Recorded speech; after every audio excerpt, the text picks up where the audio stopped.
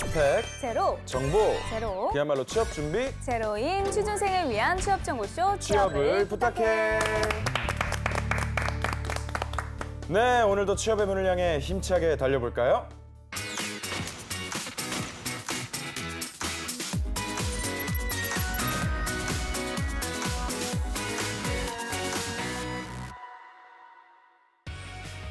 당신의 인생을 바꿔줄 기적의 자기소개서 비결, Doing Yourself DIY 자기소개서. 네, 각종 취업 정보와 자기소개서 작성에 대한 궁금증 취준생과 함께 알아봅니다. 오늘은 류영주 학생 나왔습니다. 안녕하세요. 네, 안녕하세요. 류영주입니다. 네, 그리고 자기소개서의 모든 것을 알려줄 취업 컨설턴트 안정영, 강민영 멘토님 모셨습니다. 안녕하세요. 네, 안녕하세요. 안정영입니다. 네, 안녕하십니까. 강민혁입니다.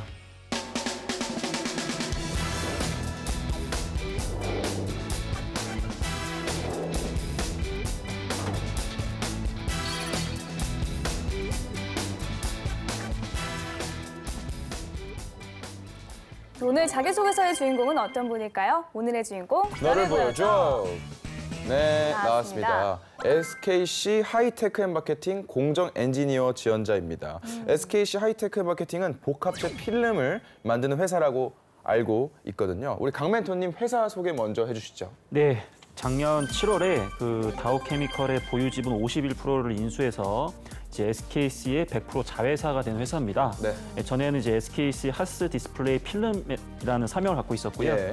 이제 사업적 도약을 위해서 이 탈필름화가 필요하다는 취지에서 이제 사명에서 필름을 빼고 이제 말 그대로 하이테크는 이제 신기술을 의미하고요. 예. 마케팅은 이제 새로운 영역을 이제 의미한다고 하는데 이러한 사명 아래 이제 디스플레이와 관련된 코팅 융복합 제품 외에도 자동차라든지 반도체 등 다양한 첨단 분야에서 활용되는 소재와 제품을 개발하고 생산하는 회사라고 이해하시면 될 것 같습니다. 네. 네. 회사 이름까지 바꾼 만큼 회사도 새로운 각오와 다짐을 다졌을 것 같고요. 또 그러한 정신을 직원들이나 신입 직원들에게도 좀 요구를 했을 것 같아요.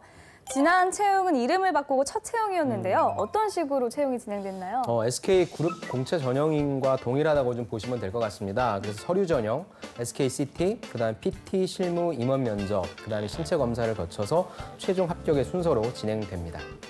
네, 이 어느 회사든 부서에 따라 업무 강도가 좀 다르잖아요. 네. 하지만 이 SKC 하이테크 앤 마케팅 생산팀의 경우 네, 1년 내내 야근을 한다고 합니다. 말도 안 돼. 1년 내내 야근을 한다고 합니다. 실화입니까? 실합니까? 이게 싫어하면은 저는 네. 입사 안 해요.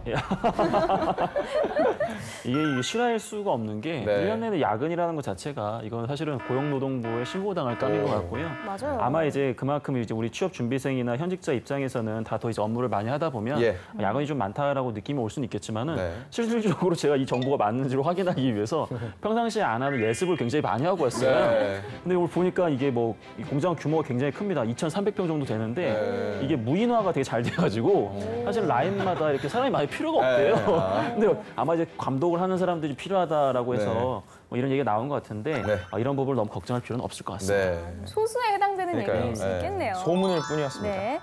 들리는 바로는 SKC 하이테크 앤 마케팅은 유창한 영어 실력과 또 중국어 실력을 요구한다고 하더라고요. 근데 오늘의 지원자가 지원하는 엔지니어 부분도 좀 어학 능력을 높여야 하는 건가요? 네. 예, 실제 엔지니어 부분 쪽에 그 채용 공고를 보더라도 우대사항으로 외국어 능력 우수자를 좀 제시를 하고 있습니다. 조금 더 디테일하게 영어 읽기, 쓰기, 말하기 모두 중급 이상의 실력을 좀 필수로 보고 있어서 영어 실력이 좀 높아야 된다라고 볼 수 있을 것 같습니다. 네, 이 뭔가 이 복지에 대해서도 좀 궁금한데 이 SK 계열사잖아요. 네. 그래서 이 복지 수준도 이 대기업 수준만큼 이 복지 수준이 된 것 같지 않을까라는 생각을 해본데 우리 강 멘토님 이 SKC 하이테크 앤 마케팅은 복지 혜택이 어떤가요? 일단 기본적으로 SK 전반적인 계열사의 복지 수준이 굉장히 높다라는 것은 뭐 많은 분들이 아시는 사실이고요. 네. 또 소재 회사이다 보니까 뭐 기본적으로 매출이라든지 매출 대비 이제 인건비가 차지하는 비율이 크게 높진 않거든요. 네. 그러다 보니까 기본적으로 뭐 기념일 선물이라든지 뭐 학비 보조, 뭐 건강관리, 뭐 경조사, 여가 지원 등 보통 대기업에서 제공하는 다양한 복지 혜택들을 지금 제공을 하고 있는 것 같습니다. 예. 네. 지원자는 공정 엔지니어를 희망하고 있는데 주로 어떤 업무를 하게 되나요? 고부가 디스플레이 소재 공정 기술 및 설비 보전 관리 업무를 하게 되는데요. 조금 더 디테일하게 보면 두 가지 업무를 한다고 볼 수 있습니다. 첫 번째는 기술 지원 업무인데요. 제품의 생산성 및 수율 향상을 위한 기술 지원 업무를 하고 있고요. 두 번째는 품질 개선 지원입니다. 예를 들어서 불량이 발생했을 경우에 원인을 분석하고 그에 맞는 해결책 도출을 통한 여러 가지 품질 개선 활동을 좀 지원한다. 이렇게 보시면 될 것 같습니다. 예. 영주 학생, 오늘의 기업은 학생들 사이에서 어떤 이미지를 갖고 있을까요? 아무래도 SK 계열사다 보니까 좀 인기가 굉장히 많을 거라고 생각을 하고 서칭을 해봤는데 네. 내용이 상당히 안 나오더라고요. 아무래도 그 원인이 이름을 바꿔서였던 것 같아요. 저는 그거를 몰랐어가지고 네. 좀 많이 자료를 못 찾았습니다. 네. 네, 그렇다면 SKC 하이테크앤마케팅의 인재상 어떤 것인가요? 일단은 SK 그룹의 인재상과 좀 유사한데요. 기본적으로는 이 회사에 대한 확신과 믿음으로 이 전문 분야에서 도전하고 혁신을 실천하는 글로벌 리더를 요구하고 있습니다.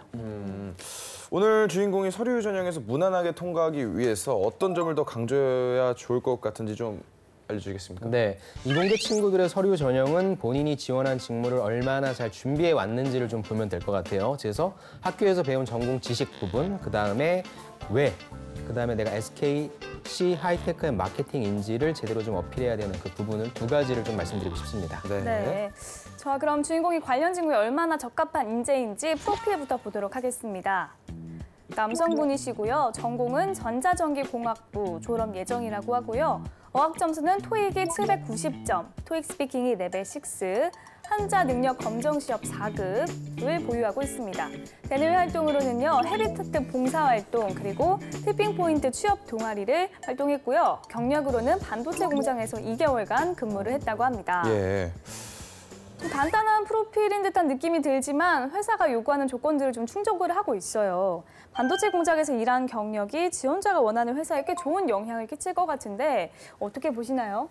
이 이공계 학생 입장에서 이 반도체 공장에서 근무를 해봤다라는 것은 좀 적극성이 있어 보이는 건 맞는데요. 근데 이 전공에 대한 학점을 지금 기재를 안 한 게 어떤 이유에서 이렇게 기재를 안 하신 건지는 상당히 상당히 좀 네. 의심이 가는데 그 부분에 대한 게 조금 좀 궁금하네요. 네.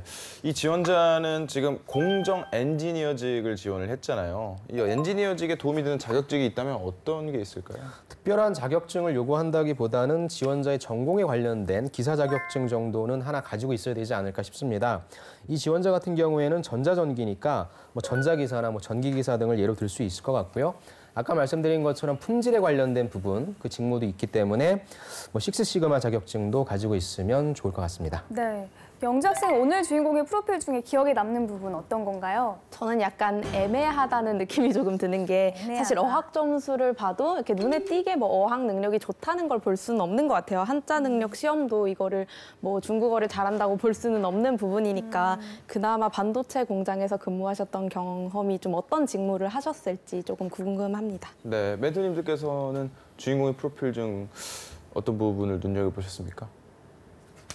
저는 뭐 기본적으로 눈여겨볼 만한 게 많이 없어요, 사실. 이 뭐 전공자고 뭐 예. 경험이 있다. 뭐 요거 외에는 따로 이렇게 제가 봤을 때는 뭐 이렇게 눈여겨볼 만한 게 없을 것 같고요. 다만 이제 이 이력 외에도 우리 구자가 강조하고자 하는 그런 직무 관련 경험들이나 지식들이 얼마나 자소서에 잘 드러나는지 그 부분이 좀 핵심일 것 같아요. 예. 저 같은 경우에도 굳이 보자면 반도체 공장에서 2개월 동안 근무했던 네. 그 내용을 좀 보고 싶습니다. 네. 자, 그럼 본격적으로 자기소개서를 보면서 지원 분야에 적합한 인재인지 확인해 보겠습니다.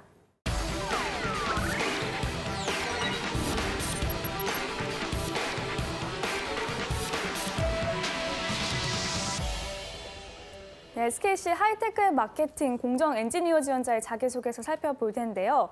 본격적인 내용을 살펴보기에 앞서 지원자의 어떤 부분을 보고 싶어 하는지 질문 항목부터 분석해 보겠습니다. 네, 지원자의 자기소개서는 총 3개의 항목에 대해 서술하도록 하고 있습니다. 그럼 바로 어떤 내용인지 살펴보겠습니다. 네, 1번 본인이 회사 선택 기준과 당사를 선택하신 동기를 기재 바랍니다. 2번 지원 직무를 성공적으로 수행할 수 있다고 생각하시는 이유와 향후 당사에서 이루고자 하는 비전을 기재하기 바랍니다. 3번 본인이 도전적, 창의적, 주도적, 협력적인 사람임을 보여주는 사례를 선택하여 자유롭게 기재 바랍니다. 지원 동기를 제외하고는 나머지 질문 모두 자신을 명확하게 좀 어필을 해야 하는 질문 문항인 것 같아요. 안멘토님, 자기소개서 작성 시에 어떤 점을 유의하면 좋을까요? 네, 또 하나씩 살펴보도록 하겠습니다. 네. 1번 항목은 회사 지원 동기를 묻고 있습니다. 회사를 선택하는 기준을 제시를 해주신 다음에 거기에 SKC 하이테크앤마케팅이 왜 적합한지 그 이유를 매칭시켜 주시면 좀 좋을 것 같고요. 저는 가급적 매칭시켜 주실 때 비즈니스적인 내용으로 좀 매칭시켜 주셨으면 좋겠습니다. 2번은 직무 지원 동기, 직무 역량 그리고 포부에 대해서 묻고 있는 부분인데요. 본인이 이제 공정기술 엔지니어 쪽에 관심을 갖게 된 계기, 그다음에 그걸 하기 위해서 준비했던 과정, 그다음에 마지막으로 회사에서 어떤 식으로 기여하고 싶은지에 대해서 적어주시면 될 것 같고요. 3번입니다. 3번은 태도적인 면이라고 좀 보고 싶어요. 네. 2번이 정량적인 부분에서의 역량을 강조하는 부분이라고 한다면 3번은 공정기술 엔지니어가 지녀야 할 태도 중에서 하나를 선택하셔서 그 내용에 대한 스토리텔링을 해주시면 좋을 것 같습니다. 그렇다면 오히려 피해야 할 것이 있다면요? 기본적으로 이제 지원 동기에서는 이제 회사 찬양에 대한 부분을 좀 지향을 해야 될 것 같고요. 그다음에 2번 이 직무 관련된 부분 역량을 강조할 때는 직무와 관련된 지식이라든지 스킬, 경험에 좀 초점을 맞추셔가지고 강조를 좀 해주시면 좋을 것 같습니다. 그리고 3번에서는 이제 도전이나 창의 뭐 여러 가지 이제 키워드가 나와 있는데 인성적 측면에서 이 모든 것을 보여주려고 하지 마시고 한 가지만 선택해서 집중적으로 보여주시는 방법을 선택하시는 게 좋을 것 같습니다. 네. 네. 그러면 주인공의 자기소개서를 본격적으로 살펴보겠습니다. 먼저 지원 동기에 대한 질문인데요. 소제목부터 함께 볼게요. 퓨처 디스플레이. 네, 미래 디스플레이 시장에 회사가 큰 역할을 할 듯한 소제목이 아닌가 싶은데요. 네. 강멘토님 어떻게 보셨나요? 단순하지만 명확하고요. 네. 하지만 그렇다고 해서 크게 뭐 이렇게 호감이 많이 느껴지지 않는 아주 호감. 일반적인 내용이라고 보시면 될 것 같습니다. 네. 자, 그럼 실제 내용은 어떤지 제가 한번 읽어보겠습니다. 퓨처 디스플레이. 저희 회사 선택 기준은 미래지향적인가입니다. 디스플레이 시장은 단기간 빠른 변화를 보입니다. 현재 사용하는 플랫 디스플레이도 점차 폴더블 디스플레이로 바뀌고 있으며 최종 목적지인 스트레처블 디스플레이도 더는 먼 미래 기술이 아닙니다. SKC 하이테크앤마케팅에 대하여 가장 인상 깊게 보았던 것은 투명 PI 필름에 대한 과감한 투자였습니다. 투명 PI 필름은 폴더블 디스플레이의 핵심 소재이며 더 나아가 퓨처 디스플레이의 핵심 소재가 될 것입니다. 첨단 기술을 기반으로 새로운 시장을 개척하고 고객 만족을 실현한다라는 비전을 바탕으로 첨단 소재 시장을 이끌어 나가는 기업의 엔지니어가 되고 싶습니다. 네, 이 디스플레이 시장에 대해서 굉장히 잘 알고 있는 답변이었던 것 같은데요. 확실히 관심이 있어 보입니다. 안멘토님 어떻게 보셨나요? 저는 별로입니다. 네. 예. 구조를 보면 기준 제시했고요. 미래지향적인가라고 하는 기준 네. 제시하고 디스플레이 산업에 대해서, 그다음은 해당 기업에 대해서 지원 동기 순으로 작성을 해주었는데요. 글자 수 제한이 있기 때문에 이렇게 좀 짧게 적은 것 같은데 네. 그렇다면 기업 분석에 대한 내용을 저는 조금 더 적어주는 게 맞다고 봐요. SKC 하이테크앤마케팅이 왜 미래지향적인지에 대한 부분을 밝혀주시는 부분이 조금 더 들어갔으면 좋겠고요. 그것이 아니면 SKC 하이테크앤마케팅에 대해서 어떻게 알게 되었는지 본인이 직접 기업을 알게 된 그 경험에 대해서, 지식에 대해서 알려주는 부분이 조금 좋지 않을까. 그냥 지금 내용은 인터넷 몇 번 쓱 검색해가지고 나온 내용 같아서 사실 그렇게 큰 성의가 저는 안 느껴지는 것 같습니다. 네. 네, 그러면 이 항목만 놓고 봤을 때는 저는 불합격을 좀 드리고 싶습니다. 네, 네, 저도 뭐 당연히 불합격인 것 같고요. 네, 회사 찬양에 대한 부분이 너무 길게 작성이 됐다. 그리고 그 기준점이라고 할 수 있는 미래지향적인가라고 기준점을 잡아버리는 순간 회사에 대한 찬양을 할 수밖에 없는 논리를 스스로 만들어버렸어요. 예를 들어서 이 구조 자체를 미래지향적이면서 내가 그 미래를 지향하는데 역할을 할 수 있는 곳인가? 그다음 적극적 동기를 담아냈었어야 사실 회사 내용뿐만 아니라 내가 왜 이 회사에 필요한지에 대한 부분도 어느 정도 보여줄 수 있었을 텐데 논리를 잘못 잡다 보니까 기본적으로 뒤에도 회사 찬양으로 그치면서 당연히 불합격으로 가는 자소서라고 말씀드리고 싶습니다. 네. 네. 자, 그러면 다음 항목을 한번 살펴보고 평가해 보겠습니다. 지원 직무의 수행과 비전에 대한 항목인데요. 우선 소제목부터 보겠습니다. 네. 갱상일루. 높이 보려면 한층 더 올라가야 한다. 좀 오랜만에 사자성어 소제목이 나왔어요. 오랜만에 보는 것 같은데 거시적인 관점의 답변이라는 생각이 좀 들어요. 안멘토님 어떻게 보셨나요? 저도 굉장히 좀 신선한 것 같아요. 처음 네. 보는 사자성어인데 제발 부디 연관된 내용이 꼭 나와주셨으면 하는 바람입니다. 네, 그러면 어떤 내용인지 제가 읽어보도록 하겠습니다. 갱상일루. 높이 보려면 한층 더 올라가야 한다. 공정기술 직무는 제품 생산 과정의 정확한 이해를 바탕으로 수율 향상을 위해 목표를 설정하고 끊임없는 도전을 해야 합니다. 대학교 4학년 종합설계 과목의 주제는 설계 툴을 이용하여 기존 LCD 패널 투과율과 명암비 10% 증가하였습니다. 목표 설정 후 가장 먼저 한 일은 툴 사용법을 정확하게 파악하는 것이었습니다. 그 후 투과율과 명암비 관련된 변수를 바탕으로 매주 단계적인 목표를 설정하고 설계를 진행하였습니다. 설계 초기 새롭게 만든 레이아웃의 투과율과 명암비는 트레이드 오프 관계였습니다. 각 현상에 대한 문제점 분석 후 서로의 장점을 결합하여 만든 새로운 전국 구조는 13% 증가율을 나타내었습니다. 높은 목표 설정, 그리고 그 안에서 단계적인 목표를 세우고 이를 지켜나가는 엔지니어가 되겠습니다. 따라서 당사의 생산력 향상과 시장 점유율 30% 이상 확보에 기여하고 싶습니다. 네, 이 답변은 전공 관련자가 아니면 사실 이해하기가 어려울 것 같아요. 저는 사실 이해가 잘 안 됐는데 네. 영작생을 보고 어떤 느낌 받았나요? 네, 굉장히 무슨 말인지 모르겠고요. 되게 열심히 하겠다는 느낌은 들지만 네. 사실 무슨 내용인지 모르겠지만 인문계 학생의 입장으로서는 되게 좀 부러운 전문적인 느낌이 나는 자소서인 것 같습니다. 네. 그러면 강멘토님 어떻게 평가하시나요? 일단 기본적으로 이 학생은 논리를 조금 잘못 잡는 게 아닌가라는 생각이 좀 들어요. 이 친구의 논리는 뭐냐면 도전에 대해서는 내가 자신이 있다라는 걸 좀 강조하려고 하는 거거든요. 예. 근데 이 부분은 사실은 역량에 대한 부분을 강조하시는 거지 도전이라는 태도를 강조하는 게 중요한 건 아닙니다. 그래서 기본적으로 전공 과목에서 습득했던 어떠한 지식 혹은 이 대학교 4학년 때도 종합설계 과목 주제 뭐 이런 것도 좋아요. 툴과 관련된 것, 설계 툴과 관련된 것도 어떠한 지식을 경험에 적용하면서 이 공정기술에 필요한 어떠한 지식과 경험을 습득을 했다라는 부분으로 강조를 해주는 게 훨씬 이 문제에 부합이 됩니다. 그래서 도전이라는 키워드를 좀 더 바꿔서 이 직무에 대한 열정으로 조금 강조를 좀 해주면 좋을 것 같습니다. 그러면 합격인가요? 불합격인가요? 이것만 보면 미안하지만 불합격입니다. 네, 우리 안멘토님? 저도 당연히 불합격을 좀 드리고 싶고요. 이 친구는 간을 좀 해야 될 것 같아요. 내용이 너무 싱겁습니다. 갱상일루라고 해가지고 높이 보려면 한층 더 올라가야 한다라고 하는 굉장히 좀 좋은 말을 했는데 이 내용을 읽어보면서 어디에도 높이 본다라고 하는 내용은 없는 것 같아요.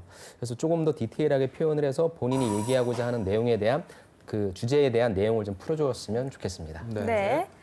SKC 하이테크 앤 마케팅 공정 엔지니어직 지원자의 자기소개서 살펴보고 있는데요. 여기서 잠깐 주인공의 자기소개서를 더 매력적으로 바꿔줄 문장 표현 살펴보겠습니다.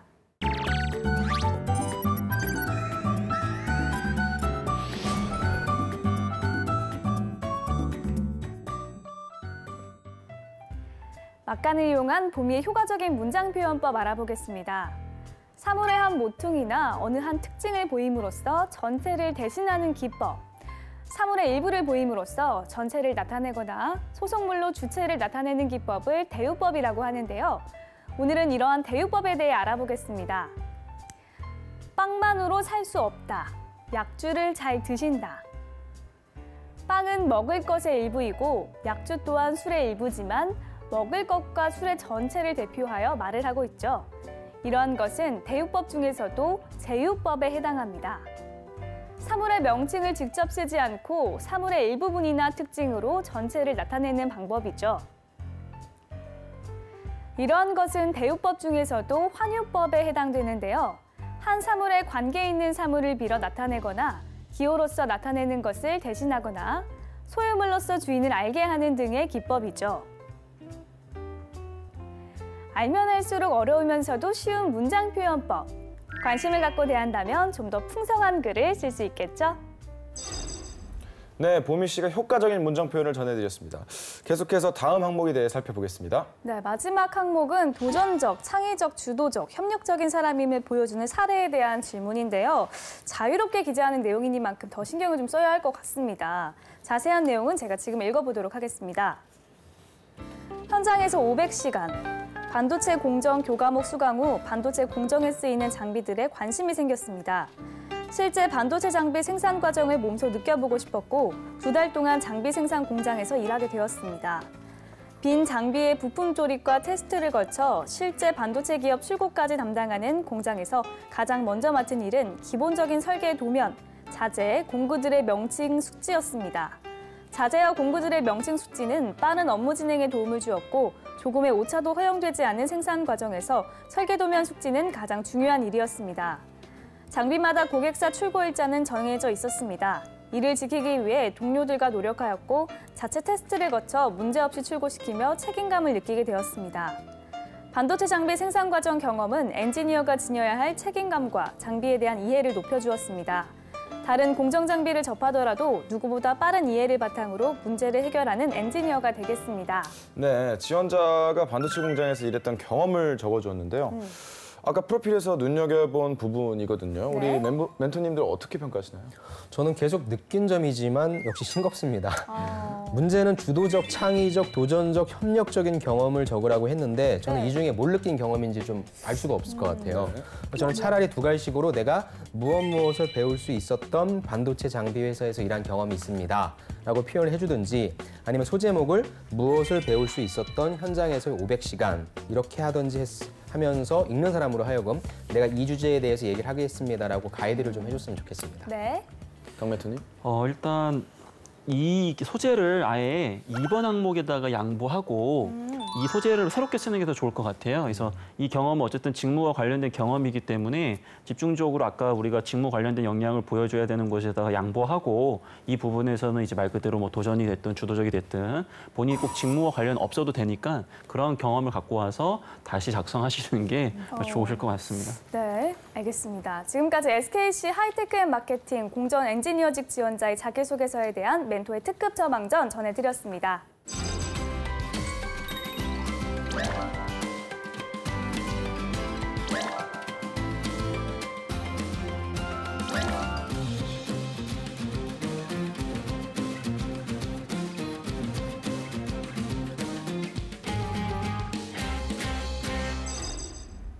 네, 이번에 영주 학생의 차례죠. 오늘 살펴본 자기소개서 항목 중 한 항목을 직접 써왔다고요? 네, 자기소개서 항목 중에서 도전적, 창의적, 주도적, 협력적인 사람임을 보여주는 사례를 좀 선택해서 작성했습니다. 네, 멘토님의 사전 코멘트 내용은 어떤 내용이었나요? 네, 멘토님의 사전 코멘트 내용은요. 도전, 창의, 주도적, 협력 중에서 한 가지를 선택해서 집중적으로 강조할 것. 도전일 경우에는 더 높은 목표 달성을 위하여 리스크를 감수하서라도 새로운 시도를 하는 모습을 강조할 것. 창의성일 경우 문제 발생 전에 잠재적 문제를 인식하고 원인 분석 후 해결 방안을 제시함으로써 이전보다 더 좋은 성과 창출과 연결할 것. 협력일 경우 자발적으로 공동 목표 달성을 위해 희생하는 노력을 강조할 것. 공통적으로 상황보다는 행동 중심으로 강조할 것이라고 하셨고요. 저는 협력을 바탕으로 좀 작성을 해봤습니다. 네, 이 사전 코멘트에서 이 멘토님이 도전, 창의, 주도적 협력을 하나하나 다 코멘트를 해주셨네요. 네. 자, 그러면 멘토님의 조언을 잘 반영했는지 한번 읽어주세요. 네, 제가 한번 읽어보겠습니다. 함께가 만든 정치풍자극. 대학 시절 협업을 통해 예산을 절감하여 학과 행사를 성공적으로 개최했습니다. 신입생 행사 정치풍자극이 학과 예산 부족으로 인해 불발될 위기에 처하자 대안을 찾는 과정에서 운영부의 각 부서들이 서로 책임을 돌리며 갈등이 발생했습니다. 갈등 해결을 위해 우선 운영부의 말을 경청하며 잘한 과업들을 서로 칭찬하는 분위기를 만들었습니다. 그 다음 우리의 목표는 함께 정치풍자극을 성공적으로 개최하는 것이라고 목표의식을 재정립해주자 문제를 인정하고 예산 절감 방안을 논의할 수 있었습니다. 첫째, 의상 대여비 절감을 위해 학교 예대 측에 의상을 빌릴 수 있을지 문의했고 축제 때 진행될 예대 공연 홍보를 돕는 조건으로 협상했습니다. 또한 소품 구매 비용을 절감하기 위해 운영부 모두가 매일 밤까지 직접 소품을 만들었습니다. 둘째, 인건비를 줄이기 위해 저를 포함 3명의 운영부로 실무팀을 꾸렸고 직접 무대 장치를 다루는 법을 배워 조명, 효과음 등을 연출하였습니다. 그 결과 약 60만 원의 예산을 절감했고 더욱 의미 있는 정치풍자극을 개최했습니다. 혼자가 아닌 함께 문제를 논의하고 해결 방안을 찾아 나간다면 어떤 난관도 극복할 수 있다는 것을 배웠습니다. 네.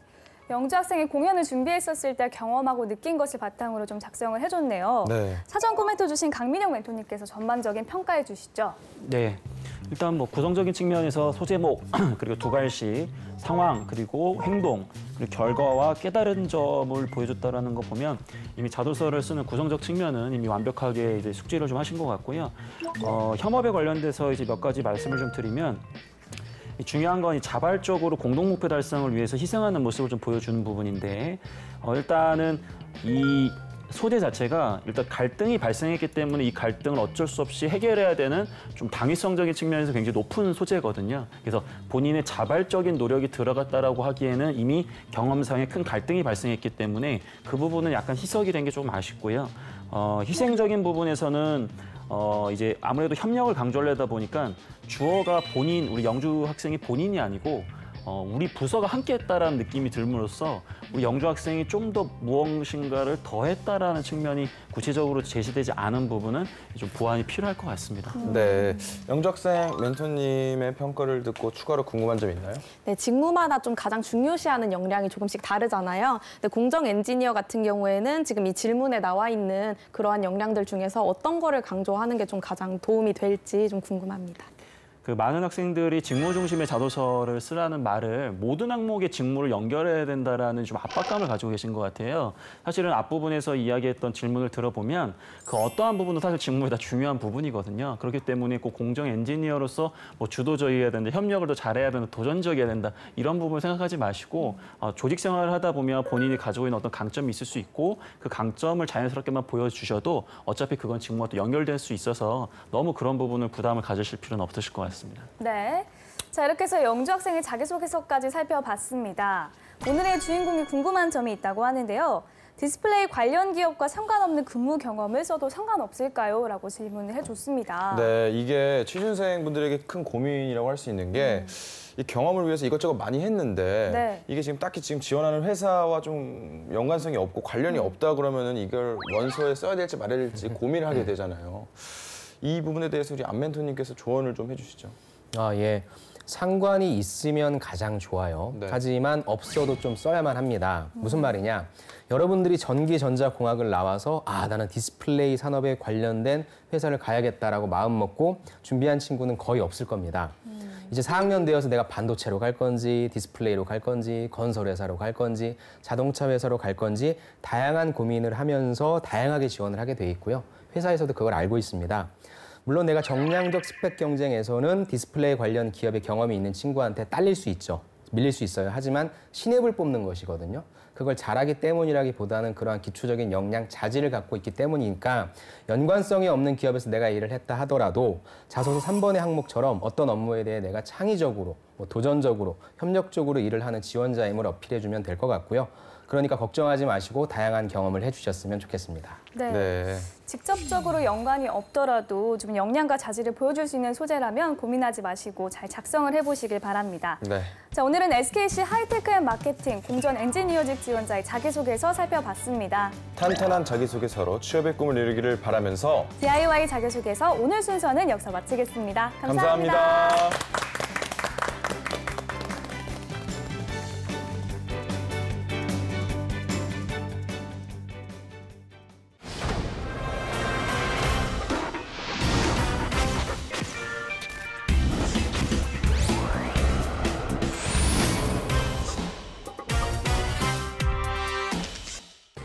인사 담당자 마음에 불을 지르는 완성형 신입사원을 찾아라 인사불성. 안녕하세요, 박명석입니다. 자, 오늘도 함께할 인사 담당자 세 분 소개해드리겠습니다. 박규리 과장님, 이상원 과장님, 그리고 손성길 실장님 나오셨습니다. 안녕하세요. 반갑습니다. 반갑습니다. 네, 안녕하세요.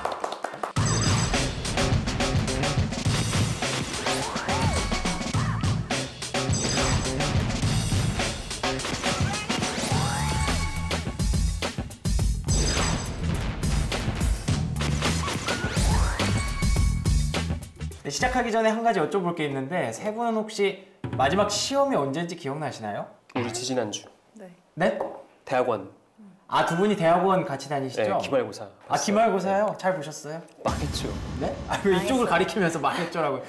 과장님은 잘 보셨나 봐요? 전 다학급 타고 다녀요. 진짜요? 이 사실인가요? 네, 맞아요. 그래요? 대학교 때 공부를 조금 더 하셨어요? 많아. 1년이 남았어요. 네, 알겠습니다. 실장님은 혹시 시험이 언제? 저는 최근에 그 영어 시험 작년에 본 게 재작년에 진짜요? 네, 작년에 본 게 토익 같은 거 보셨나요?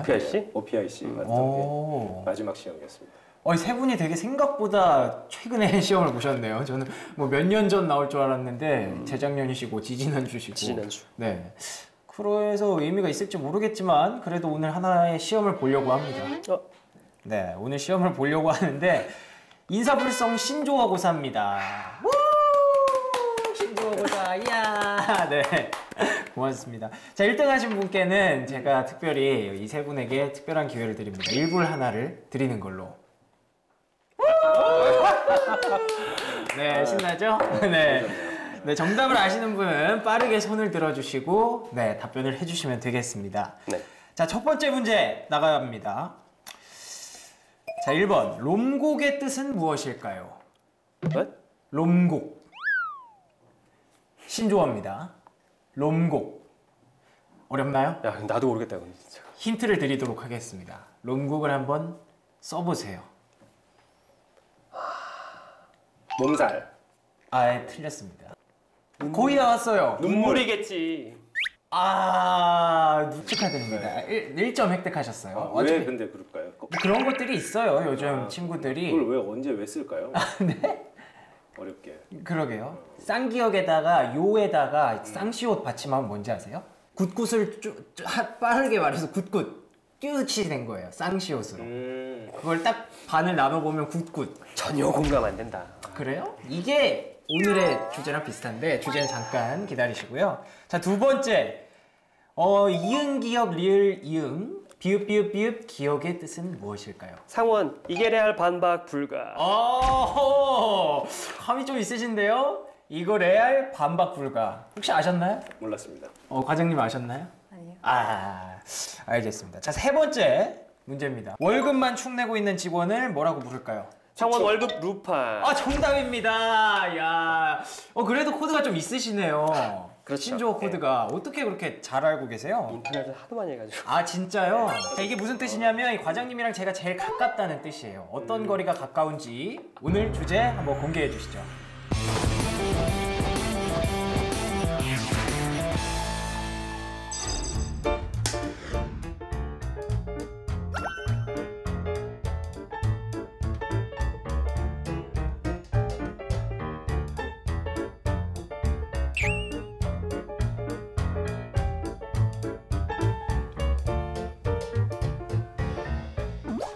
야금야금 퇴근 준비 중인 신입사원 명석과 교리과장. 자. 오늘 고생도 많았는데 내가 저녁이라도 좀 사줘야지. 간단하게 저녁 먹고 가자. 어때, 좋지?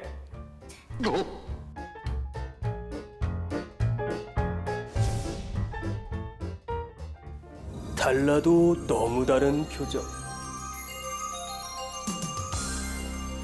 그런데 말입니다. 간단하게 정도는 어느 정도일까요? 아니, 생각해보세요. 간단하게라고 하면 그냥 간단하게 딱 둘이 밥 먹고 깔끔하게 집에 가고 이런 거 아니에요? 저녁을 먹자는 것 자체가 간단하게가 아닌 거죠. 개소리 자제 좀. 간단하게 밥 먹고 기분 좋으면 반주로 술 한잔 할 수도 있는 거고, 그러다가 2차로 노래방도 가고 3차도 가고 하는 거지. 어떻게 저녁에 밥만 먹고 가나? 안 그렇습니까? 요즘 애들은 자기 생각만 해. 정말 좀 그래.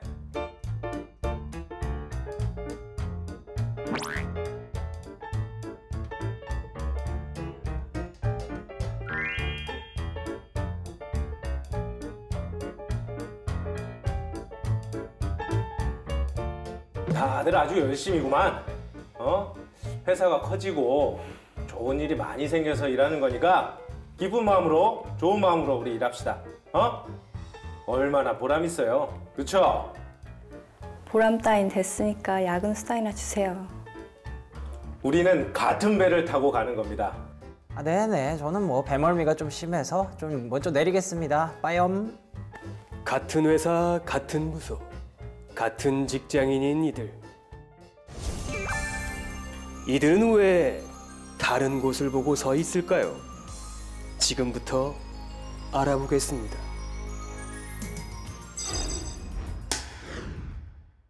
네, 이번 주 주제는 직장 내 세대 차이였습니다. 한 취업 포털 사이트 조사에 따르면요, 10명 중에 무려 9명이 직장 안에서 세대 차이를 느끼고 있다고 합니다. 세 분은 어떠신가요? 어떻게 9명에 포함되는 쪽인가요? 한 명인가요? 9명. 9명에 가깝죠. 실장님도? 저도 9명에. 오, 세대 차이 어떨 때 많이 느끼시는지. 저는 그 윗분들을 하고 세대 차이를 많이 느끼는데 나이가 좀 어리다 보니까 네. 점심 먹으러 갈 때 김치찌개, 된장찌개 먹자고 하실 때 세대 차이 많이 느낍니다. 요즘 식당에서 된장찌개 파는 데를 저는 잘 모르겠거든요. 뭐라고? 와, 입에 침이나 바르고. 나이가 세대 어리다 차이를 보니까부터 시작해서. 아니, 된장을 집에서 드시지 왜 밖에 나와서 식당에서 된장을 찾는지 모르겠어요. 그렇군요. 40이 어리대. 와. 보통은 파스타 이런 거 먹는 거 아닙니까? 그렇죠, 보통. 예. 그때 세대 차이를 좀 많이 느끼는 것 같습니다. 그렇군요. 뭐 할 말이 꼭 식당 없네요. 가서 김치 달라고 하시는 분 있으세요? 네. 요즘 김치를 누가 먹는지 모르겠어요. 그때 세대 차이를 좀 느끼고 있습니다. 네. 네. 뭐 할 말이 없네요. 이거는 이 특이한 세대 차이를 많이 느끼시는 걸로. 그러게요. 근데 뭐 한이 되게 많으시다고 들었어요. 뭐 속에 응어리진 게 되게 많으시다고 들었는데. 예. 근데 이제 세대 차이라고 하는 게, 뭐 간단하게 저녁 먹자고 하면서 저녁에 대한 메뉴 자체가 아까도 제가 점심 때 메뉴를 말씀드렸지만 네. 항상 뭐 소주에 삼겹살, 네. 치킨에 맥주. 이게 직장인들은 어떻게 포맷 공식처럼 되어 있는데 저는 그게 세대 차이라고 생각을 합니다. 그래요? 요즘 조금 괜찮으신 분들은 칭따오, 양꼬치. 양꼬치에 칭따오. 그 정도는 조금 이해할 수 있는데 그래요? 이제 비가 오니까 네. 막걸리에 파전 먹자고 하는 거. 약간 공식 아닌가요? 오, 아닌가요? 네네네. 네. 뭐 그런 것들을 세대 차이라고 좀 느낍니다. 요즘은 그렇지 않죠. 피자에 맥주 먹는 것도 뭐 좀 맛있죠. 피맥. 그 정도는 좀 이제 낮춰서 눈높이를 낮춰서 오는 건데 이제 그런 정도가 먹는 것에 있어서 세대 차이를 느낀다고 저는 생각을 하고 또 이제 윗분들이 칭찬을 할 때 좀 약간은 비꼬는 듯한 느낌으로 본인은 그렇지 않습니다. 근데 받아들이는 입장에서 옷을 새롭게 입고 온 사람, 특히 여사원한테 오, 오늘 무슨 좋은 일 있어? 이거를 얘기하면 지금 박규리 과장님 표정 막 눈으로 욕하고 계시잖아요. 저런 표정을 하고 있는데도 계속합니다. 뭐 소개팅 있는 거야? 뭐 좋은 일 있어? 헤어졌어? 뭐 이렇게 계속 물어보거든요. 근데 그때 답변하기가 좀 어려우시잖아요. 그냥 잘 어울린다. 그 상태를 칭찬해 주는 게 저는 좋다고 생각을 하는데 그거에 대해서 계속 이제 물어보면 그때 세대 차이를 저는 옆에서 보는. 저는 주로 윗분들보다는 나이 어린 분들의 입장에서 많이 서 있을 수밖에 없기 때문에 그럴 때 세대 차이를 많이 느끼고 옆에서 보면 좀 민망하지 않아요, 진짜? 민망하죠. 그때 이제 수습을 해야 되는 게 제가 이제 해결사로서 그렇지. 메스 이래서 이제 어떻게 수습을 하시나요? 그럴 때는? 그때는 이제 얘 옷이 되게 잘 어울리는데 구두랑 맞췄나 봐요. 이렇게 얘기도 하고 손 그 네일 아트랑 색깔이 맞췄는 것 같은데 그래서 잘 어울리는 것 같아요라고 해서 제가 오히려 그 칭찬에 대해서 덧붙여서 말씀드리죠. 그러면 눈빛에서 제가 맞아요 실장님, 아시네요 이런 표정을 느낄 수가 있습니다. 근데 사실 박규리 과장님 같은 분이 옆에 계셨으면 굳이 수습하실 필요가 없었을 것 같아요. 그 전에 이미 날아갔을 것 같아요. 그래도 그럴 때 뭐 어떻게 대답하시나요? 이분들일 때는 쉽지는 않을 것 같은데 어떠실까요? 뭐 옷이 잘 어울리는 그럼 뒷얘기 나오기 전에 알고 있습니다 이랬을 것 같아요. 제가 좀 잘 어울리죠? 잘 말 받아치네 이 못하게. 정도. 잘 받아치는 거죠. 그러실 것 같았어요. 조직 문화가 좀 자유로운 곳에선 저렇게 받아칠 수 있는데 칭찬해 주셔서 감사합니다 이렇게 얘기하는 게 원래 직장인의 이건 또 실례인가요 원래? 잘 어울려 이렇게 어떻게 얘기합니까? 되바라지게. 네, 알겠습니다. 여기서 또 저는 잠깐 세대 차이를 느끼긴 했는데 두 분은 어디서 세대 차이를 느끼세요? 사실 이제 손성길 선배가 말씀하시는 거 그 단어 중에서도 요소들이 많이 나와요. 방금 전에도 원래 이건 그렇게 대답하면 안 돼. 라고 얘기하는 것 자체도 그 구습이나 과거부터 내려오는 어떤 그 관습처럼 느껴지는 그런 것들인데 무의식적으로 우리가 그걸 받아들이고 있을 뿐이에요. 그렇다 보니까 원래라고 얘기하는 순간 젊은 세대 친구들 같은 경우는 적폐다 이렇게 생각하기 십상인 거죠. 원래는 없으니까. 원래는 없어요. 인정하겠습니다.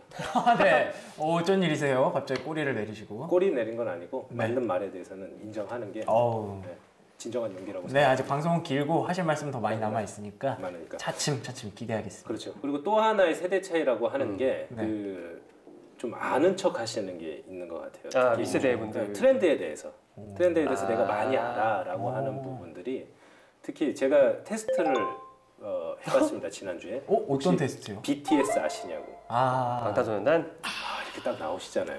뭐 이건 뭐 당연한 거 아닌가요? 당연하신데 네. 모르시더라고요. 모를 수도 있지, 있죠, 예. 진짜. 그렇죠. 그리고 뭐 핑크 걸그룹 중에서 나는 누가 가장 예쁜 것 같아. 그렇지 않아? 이렇게 얘기를 하면 그 말풍선이 보이는 것 같습니다. 어쩌라고. 네. 어쩌라는 거지. 이런 것도 있고. 또 하나의 세대 차이가 공감을 못하는 게 결혼 안 한 분한테 자식 얘기하시는 분들 많으세요.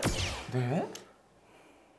결혼을 안 했는데 애가 결혼을 있잖아요. 안 했는데 우리 애가 왜냐면 고민사항이 본인이 그거다 보니까 얘기를 많이 하시거든. 사춘기가 왔는데 어떻게 해야 될지 모르겠어요. 애가 수염이 났어. 어떻게 하면 좋아? 그럼 뭐라고 대답하죠? 수염은 깎아야죠. 이렇게 대답하는 거죠. 저는 순간적으로 참 말풍선이 딱 생겼어요. 어떻게 저한테. 생기셨어요? 어쩌라고 딱 들어오네요. 그때는 그러면 안 된다. 네. 걱정이 많으시겠네요.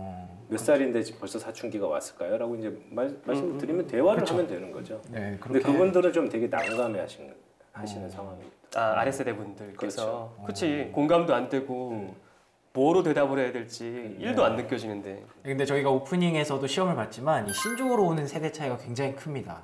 사실 저는 뭐 중고등학생들이랑 대화해도 잘할 수 있어요. 뭐 오지고 지리고 레리고 뭐 이런 거 다 할 수 있는데 재밌네요. 네, 재밌죠. 세 분은 조금 힘드실 수도 있을 것 같은데 어떠세요?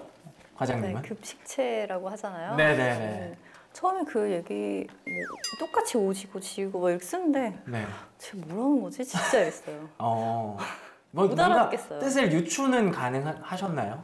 아니, 처음에는 오지고 지리고까지는 이해는 됐는데 그 다음에 뭔가 뒷붙이는 말들이 엄청 많더라고요. 그냥 막 붙이면 되거든요. 네. 왜 저걸 붙일까? 저건 무슨 뜻일까 고민 많이 했어요. 글쎄요. 언어 같은 경우는 그런 네. 것 같아요. 우리가 이제 청소년인 시기도 있었고 대학생인 시기도 있었고 네, 맞아요. 그때 쓰는 단어들이 많이 있었어요. 네. 예를 들어서 우리가 이제 98년도에 대학에 들어갔을 때 PC통신이 이제 활성화가 되면서 반가염, 하염, 서울 983 서울 나오는- 983 참 귀엽네요. 그렇죠. 예. 그런 거 많이 했었던 기억이 나요. 근데 님 그걸 소개 좀 뭐 이런 거. 님 소개 근데 그거를 옆에서 하는 거 내가 제가 봐가지고 갑자기 기억이 나서 그래요. 그거를 가지고서 이제 그때 당시에 기성세대들 회사 다니는 맞아요. 직장 선배들이 봤을 때는 뭔 소리야라고 했을 수도 있어요, 진짜. 반가 이런 거. 반가. 그것도 되게 충격적이었어요. 그래서 그때 당시에 신문에 사설에 나오는 게 뭐냐면 한글 파괴 어디까지 계속될 것인가 이런 식으로 이미 나왔어요. 지금도 나오고 있죠. 지금도 나오죠. 왜냐하면 세대가 바뀔수록 다 똑같이 뭔가 저지르고 있다는 얘기죠. 예. 굉장히 그래도 열린 마인드를 갖고 계시네요. 뭐 받아들여야 되죠. 안 그러면 어떡할 건데. 네. 오지고 지리고는 우리 과장님이 잘 쓰시더라고요. 저는 그런 말을 표준 말이 아닌 것 같아서 잘 쓰진 않는데 오지다는 표준어입니다. 네. 그렇군요. 네. 정도를 걸으실 때 오지다는 쓰셔도 되는 걸로 뭐 이렇게. 오늘부터 오지다라고 하겠습니다. 예, 알겠습니다. 뭐 근데 신조어를 모르는 경우에 이렇게 밑에 후배들하고 세대 차이를 느낄 수 있는 건데 사실 이걸 들었을 때는 상사, 선배들하고의 거리감이 느껴지거든요. 바로 실장님이 잘 하시는 아재 개그. 예. 그걸 아재 개그라고 하시니까 네. 좀 슬프긴 한데요. 네네. 아저씨기 때문에 그냥 개그를 하는 건 웃기려고 하는 건 아닙니다. 아 그래요? 분위기 환기 차원에서 그냥 하는 거고 그리고 저는 그 아재 개그와 아닌 거의 차이를 명확하게 구분할 수 있습니다. 어떻게 왜냐하면 말을 하고 제가 안 웃으면 됩니다. 아. 근데 아재분들은 본인이 말하고 웃어. 웃어. 이렇게 웃으세요. 웃어. 저는 그게 차이라고 생각합니다. 아, 저는 그래요? 말하고 절대 제가 웃지 않습니다. 뭐 하나 그럼 아시는 거 있으시면 던져주세요. 아는 거는 많이 쓰는 거긴 한데 네. 괌에 갈 때 왜 괌 떨어졌어? 괌은 이마트에 있는데 이런 얘기 했었을 때 이제 아들이 괌이라서 괌이에요. 네, 괌은 가을에 열리는데 왜 지금 여름에 가는 거지? 여름에 가는 이렇게 얘기하면 아재입니다. 확실히 아저씨네요. 날도 추운데 우리 썰렁한데 썰렁탕이랑 먹지 그거 아재죠. 아니요. 들깨탕 먹을 술이 들깨 뭐 이런 거. 최근에 드는 거는 싫으면 시집가 이런 거. 술이 들깨 그거 너무 좋은 거네요. 그거 되게 좋은 개그입니다. 네, 좋은 개그라고요? 그럼요. 그거 정도 하실 수 있으신 깨신 분이세요. 깨이신 분. 네, 저 사실 아재 개그 되게 좋아하거든요. 술이 되게 들깨. 그럼 웃으면 안 되는 거죠. 알겠습니다.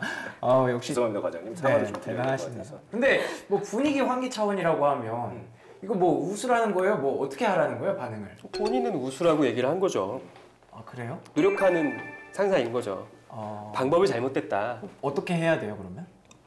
그런 거 안 하면 돼요. 아니요, 리액션을 어떻게 해주면 돼요? 그런 거 반응할 때는 사실 두 가지 정도가 있어요. 네. 확실하게 그거 안 웃기다 하지 마세요.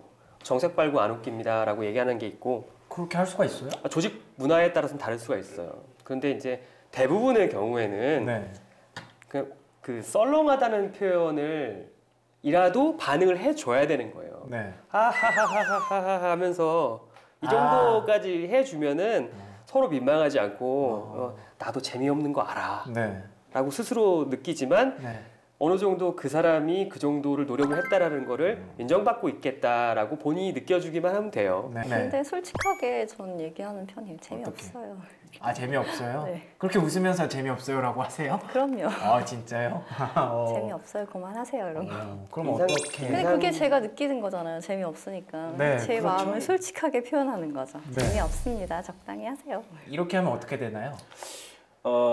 글쎄요, 지금 좀 당황스럽게. 네, 굉장히 당황스러우실 것 같아요. 지금. 재미없어요라는 솔직한 표현은 맞습니다. 다만 리액션이라고 하는 거는 과하다기보다는 그냥 말씀하신 거에 대해서 그분도 뭐 웃기려고 한 것일 수도 있고 얘기를 안 하기 때문에 썰렁하기 때문에 그럴 수도 있는데 그 역으로 상대방이 얘기를 했었을 때 이분들은 듣고 그래 그게 왜 뭔데 이렇게 물어보신 대화잖아요. 그래서 서로 대화를 해주면 좋을 것 같아요. 날씨도 썰렁한데 썰렁탕이나 먹으러 갈까? 이렇게 얘기하면 아까 말씀하신 것처럼 저는 술을 안 먹었는데 들깨탕이나 먹으러 가시죠. 이렇게 좀 얼마나 고맙습니까? 네. 안 고맙습니다. 아니요, 고마울 것 같네요. 점심 먹을 때 찾죠 그 사람을. 아. 그리고 이분이 김치를 먹는다 생각하면 김치를 먼저 2개를 딱 갖다 놓는다든지 그 세대에 맞게 공감해주고 챙겨주는 게 저는 좋다고 생각을 합니다. 그래요. 솔직하게 말해서 그분을 속상하게 할 필요는 없잖아요. 네, 그렇죠. 속상하게 솔직하게 말하면 속상한 건가요? 속상하죠. 그 앞에서 재미없다고 얘기하는 게. 인정하는 거지. 내가 재미없구나. 다시는 이러지 말아야지. 이럴 수 있는 거 아니에요? 네. 별로 표정은 웃고 계신데 속이 막 부글부글 끓어오르는 게. 저희 네. 저랑 같이 일하시는 분들은 그냥 그랬니? 미안. 뭐 이러고 넘어가시고 다른 얘기하고 이러시던데. 자기도 재미없는 거 알면서 얘기했을 거 아니에요. 진짜 뭐 너무 웃기려고 아재 개그를 하는 사람은 없지 않아요? 네. 예. 네. 참 저 진정하시고요. 어금니 좀 꽉 깨물지 네, 말아주세요. 그러니까요. 진짜. 소리가 막 들려요. 어금니 깨무는 소리가. 근데 만약에 진짜 선배 입장에서 그래도 이제 중간 정도는 계시잖아요. 실장님이니까. 후배들한테 만약에 아재 개그 분위기 관계 차원에서 했다. 근데 이렇게 나왔다. 그럼 어떤 기분이 들 것 같으세요? 기분이 뭐 좋지는 않을 것 같습니다. 되게 그래요? 저도 제 그 세대 차이 나는 같이 사는 제 아들한테도 세대 차이가 나지만 네. 아빠 어쩌라고요 이렇게 얘기를 하면 네. 좀 뭐라 그럴까요? 내 자식이지만 싫거든요. 그렇게 말을 해주면. 근데 네. 윗분들이 오히려 낮춰서 그 사람들을 낮춰서 볼 수 있는 거는 윗분들이 무릎을 꿇기 때문에 볼 수 있다라고 저는 생각을 하거든요. 왜냐하면 그 세대를 겪었으니까. 네. 세대가 다른 것뿐이지 경험이 다른 것뿐이지 나이 어리신 분들이 나이 많으신 분들의 세대를 경험하지는 않았잖아요. 네. 그렇기 때문에 그분들이 맞춰줄 수는 없기 때문에 이분들이 대화를 해서 맞추려고 애를 썼다라고 하면 그걸 공감해주는 것만이라도 하는 게 저는 예의라고 생각을 합니다. 예의가 없으면 안 되는 거죠. 인사동을 하면서. 그렇죠? 네, 맞아요. 그게 원칙이고 원래 그런 겁니다. 원래 그런 거. 네, 그거 하지 말랬지. 네. 백분 토론장에 온 것 같아요. 제가 뭐 손석희가 된 것 같고. 네. 근데 박규리 과장님은 사실 후배들한테 뭐 아재 개그를 한다거나 절대 그러실 분이 아닌 것 같은데. 한번 해보시죠.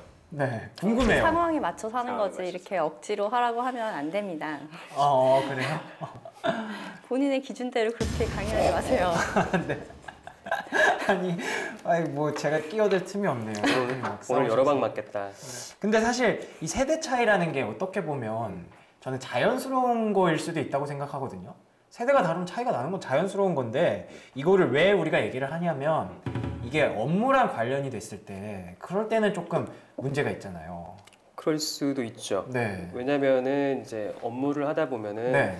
그 다양한 연령대 세대들이 섞여 있잖아요. 네. 네. 그 자기들도 자기 나름대로 선배들이 다 있을 거 아니에요. 그렇죠. 그렇죠. 예. 아주 나이 많은 선배부터 가까운 선배까지 이런 사람들의 어떤 세대가 바뀌면서 네. 그때 있었던 거를 그대로 갖고 가는 거예요, 자기는. 그렇죠. 그럴 10년 수밖에 전에 없죠. 우리가 겪었던 거, 네. 신입 때 겪었던 거 이런 네. 것들을 그냥 갖고 가는 거예요. 그러다 보니까 그 세월 사이에 많은 것이 변했음에도 불구하고 네. 옛날에는 이랬었다라는 게 머릿속에 잡혀 있는 거예요. 그렇죠. 그러니까 그 잡혀 있는 거에 대해서 쉽게 벗어나기가 되게 어려워요. 그러다 보니까 이제 갈등이라는 게 생길 수밖에 없고 업무적으로는 어떤 업무적으로도 분명히 있어요. 그거를 말씀드린 게 뭐냐면 과거에는 이제 완전 상사 위주의 어떤 그런 권력 지향이 딱 이루어지거든요. 상사 또는 상위에 있는 사람이 필요할 때 네. 아랫사람들은 언제나 그 필요한 시간과 장소에 있어야 된다라고 생각을 해요. 예를 들어서 야 모여봐 라고 얘기를 한단 말이에요. 네. 모여봐라고 하는 건 회의하자라는 얘기고 그거는 내가 지금 무슨 일을 하고 있건 전화를 받고 있건 급히 어딜 가야겠건 네. 이게 문제가 아니에요. 모여봐라는 명령에 따르는 게 우선이지. 근데 이제 지금 생활하는 친구들 같은 경우는 그렇지가 않거든요. 내가 하는 일이 있고 지금 내가 전화를 받고 있고 개인적인 용무든지 업무적인 일을 하고 있는데 그렇죠. 모여라라고 하면은 이 친구들이 모이겠냐고요. 이렇게 나와서 모여요. 왜 사전에 공지하지 않고 이렇게 즉흥적으로 모이게 하느냐. 그렇죠. 이런 식의 불만들이 쏟아져 나오더라고요. 네. 그걸 옆에서 지켜보면서 네. 저는 이제 뭐 이쪽에단 이렇게 얘기하고 이쪽에단 이렇게 하고 얘기하고 중간에 좋게 계시다 보니까. 가자라고 얘기를 하고 있는 상황이에요. 저는. 지금 딱 그런 네. 입장에 처해 계시는군요. 그런 식의 업무적인 흐름이 가면은 네. 갈등의 골이 깊어 갈 수밖에 없더라고요. 그거부터 시작돼서 이제 업무적으로도 계속. 그렇죠. 예. 저는 그 이상홍 과장님 말씀에 반론을 제기하고 싶지는 않은데 하고 싶으신 것 같은데요. 예, 아까 원래라고 했다고 해서 이렇게 반론을 제기해 드리는 건 아닙니다. 네, 알겠습니다. 근데 그 회사의 목적이 기본적으로 수익을 창출하고 주어진 목표를 달성하는 게 목표라고 하면 그렇죠. 윗사람이 가진 생각과 전략, 일의 우선순위에 있어서는 더 중요도가 높을 수 있다라는 가정하에 모이라고 했었을 때 그 일이 다 끝나고 리더가 만약에 그래 지금 긴급한 상황이었기 때문에 가서 양해를 구한다든가 이런 일이 있어서 급하게 해서 내가 그랬어 라고 한다 그러면 크게 문제가 될까 이런 생각은 있습니다. 그게 꼭 세대 차이라고 용어 차이 때문에 그런 게 아니라 일의 우선순위가 있을 수 있으니까요. 그걸 세대가 낮으신 분들이 좀 공감만 해주고 일이 그렇게 신뢰만 있다 그러면 그게 크게 문제가 되지는 않을 것 같습니다. 약간은 이제 말하는 방식의 차이인 것 같은데, 네. 그러니까 지금 상원 과장이 말씀하신 그 윗분들이 모여봐 그냥 얘기하시는 건 모여봐 이 안에 자기 스스로는 5만 가지가 다 함축돼 있는 거죠. 이게 더 급하고 이게 우선이니까 빨리 이쪽으로 모여줘 이거라고 말씀하시는 건데 그렇죠. 사실 그렇게 말하면 되잖아요. 말하면 이해가 되잖아요. 근데 밑에 있는 분들은 그 위에 있는 분의 그 생각을 아까 말씀하신 대로 다 공유할 수가 없어요. 왜냐면 겪어보지 않았으니까. 그러니까 아래 사람들이 좀 공유할 수 있게 풀어서 설명해주고 이거 이 상황 이러니까 우리 급하게 모여야 돼 이렇게 그냥 말씀하시면 된다고 생각하거든요. 그렇죠. 네, 그게 세대 차이인 것 같아요. 모여봐라고 그럴 수 한쪽으로 있죠. 얘기하는 것과 풀어서 얘기해줬으면 좋겠는 거. 이게 훈 선배가 말하는 것도 이해는 가는 게 이게 세대가 그럴 수도 있다라고 함부로 못 박을 수만은 없어요. 왜냐면 이건 개인의 성향일 수도 있어요. 그럴 수도 있죠. 그렇기 때문에 그런 부분에 대해서는 내가 좀 너무 크게 성급하게 일반화를 한 게 아닌가 뭐 그런 생각 드네요. 반론에 이제 동의를 하시는 거예요? 그럼요. 아쉬운 거는 네. 이분들이 본인의 성공 방정식이라고 하는 부분을 버릴 수가 없는 거죠. 왜냐면 그렇게 해서 자기가 이 자리에 왔는데 그거를 굳이 버리면서까지 눈높이를 낮춰서 맞출 필요는 없다라고 생각하는 거. 그분들이 맞아요. 예. 그리고 본인들이 존경받는다 생각을 많이 하시는 것 같아요. 저분 아래 혹은 직급이 낮으신 분들은 나를 부러워하고 존경할 거야. 디폴트 리스펙트. 내가 무슨 말을 해도 나의 권위에 대해서 따를 거고 저 사람들도 내 자리에 오기 위해서 노력하는 동경의 자리라고 동경의 자기의 위치라고 생각하시는 것들을 조금은 내려놓으시면 좋지 않을까 이런 생각이 있습니다. 왜냐하면 젊은 직원들이 회사에 와서 요즘은 왜 그런지 저는 이해는 안 갑니다. 예. 임원이 목표고 네. 나는 저 자리에 가야지 하는 분들이 없으세요. 제가 심지어 목표가 대리세요? 이렇게 물어본 사람도 있습니다. 진짜? 네, 목표가 없으신 분들이 많으신 것 같아요. 신입사원분들이. 폐기가 돼서 사장이 되고 싶습니다. 이렇게 얘기해야 되는 거 아닙니까? 그거는 이제 전 잘 모르겠습니다. 그게 세대 차이일 수 있는데 근데 요즘 그분들이 상무님이나 사장님 그 자리를 목표로 하지 않고 우리가 워라밸을 되게 중요시한다라고 얘기하는 것처럼 자기 삶이 이제 중요한 거죠. 그래서 그분들하고의 그 좀 갭이라고 하는 세대 차이가 그런 데서 발생하는 게 아닌가 그런 생각이 있습니다. 근데 제가 지금까지 계속 들어보니까 세 분은 어떻게 보면 중간자신데 계속 상사 얘기만 하시는 것 같아서 그럼 후배를 볼 때 그래도 이건 좀 아닌데 싶은 것도 있을 것 같아요. 그것도 뭐 세대 차이라고 하면 어쩔 수가 없지만 그런 경우는 없나요? 야 이거 한번 알아봐라 라고 이제 물어봤을 때 네. 아닌 건 아니다라고 딱 얘기를 해요 바로. 그거 안 돼요. 그거 찾아도 알 수가 없어요. 네. 라는 말이 팍 나오는 거예요. 나였으면 어떻게 했을까 생각을 해보면 그래도 한번 한번 찾아보고 확인 좀 해본 다음에 다시 말씀드릴게요. 네. 그때 한번 보죠. 네. 라고 정도는 할 수 있을 것 같은데 그 아주 이제 어린 세대 같은 경우는 그거 모르는데 왜 찾으라고 하지? 안 되는 건데 내가 해봤는데 안 되는 건데 그래서 안 되는데 이런 느낌이네요. 정적 느낌은 아니고요. 네. 그래서 뭐 그런 식의 어떤 그 대화가 오고 갈 때 조금 안 그랬으면 좋겠다 정도의 생각을 하는 것 같아요 저는. 근데 아까 과장님 말씀하신 것처럼 저도 뭘 이렇게 지시를 했었을 때 그 앞에서 거절하는 거는 아니라고 생각을 예의가 합니다. 아니지. 예. 알아보겠습니다라고 해서 한 텀 쉬고 네. 뭐 오전 오후가 됐던 좀 이따가 말씀을 드리면 알아봤는데 제대로 안 알아봤다면 치더라도 그 앞에서 아니라고 하는 거는 예의가 아니라고 생각하는 거는 공감이 되고요. 두 번째는 출근할 때 좀 시간보다는 한 5분, 10분만 빨리 와서 준비를 하면 좋겠는데 아침에 보고가 있는데도 그 시간에 와서 노트북 켜고 제가 그래서 프린트물 다 됐어요? 라고 물어보더라도 잠시만요. 부들부들 떨리시는 것 같은데. 그렇죠. 언제 저 프린트물은 내 손에 올까? 네. 그 자리에 그냥 가만히 앉아 있습니다. 저도 언제 주나 싶어서. 그 제가 그냥 출력을 하죠. 근데 그런 부분들은 세대 차이를 넘어서 좀 업무 자세가 아닌 게 아닌가. 근데 어떻게 보면 시작 시간은 제가 그래서 요즘은 그렇게 얘기를 합니다.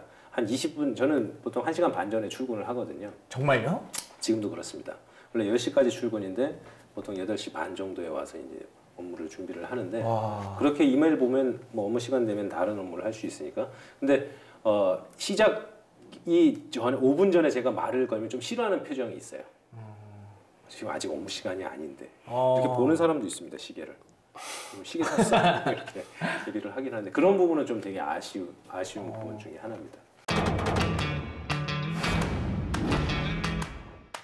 회사에서 침대 깔고 자봤니? 그치. 그런 얘기하지. 소파에서 너 자본 적 있어? 네. 상사가 가자면 가야지. 맞습니다. 무슨 말이 그렇게 많아? 아니야 내가 맞는 거야. 너네가 틀린 거야.